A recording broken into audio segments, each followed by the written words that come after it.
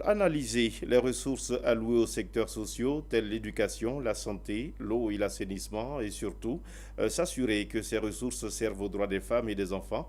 C'est l'objectif visé par le Centre d'études et de recherche Action pour le développement économique et social intégré, CIRADESI, et ses partenaires. Ils tiennent depuis ce matin un atelier de validation de l'étude sur les allocations budgétaires destinées à la réalisation des droits des enfants et des femmes de 2017 à 2021. Astrid Nikema. 2,2 millions de personnes ont besoin d'assistance humanitaire de toute urgence. Les femmes et les enfants sont les plus touchés. Et pire, le budget des secteurs dits prioritaires ne croît pas.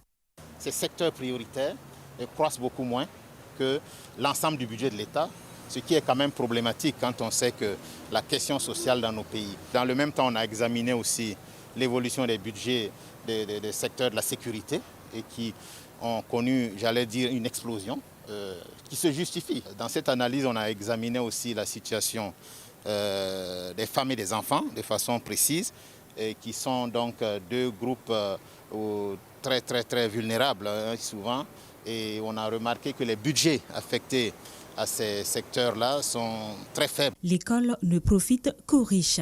On a vu que les dépenses d'éducation profitent aux groupes les plus riches de la société.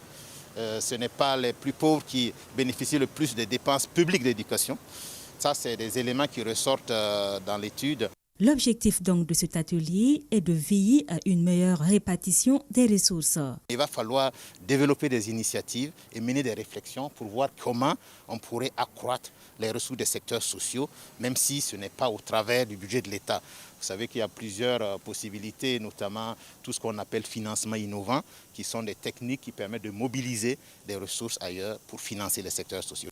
L'une des conséquences de la pandémie, c'est le taux d'inflation qui a grimpé jusqu'à 3,2% et l'indice de la pauvreté passerait de 40,1% selon les données de 2014 à 46,9% en 2025 si rien n'est fait.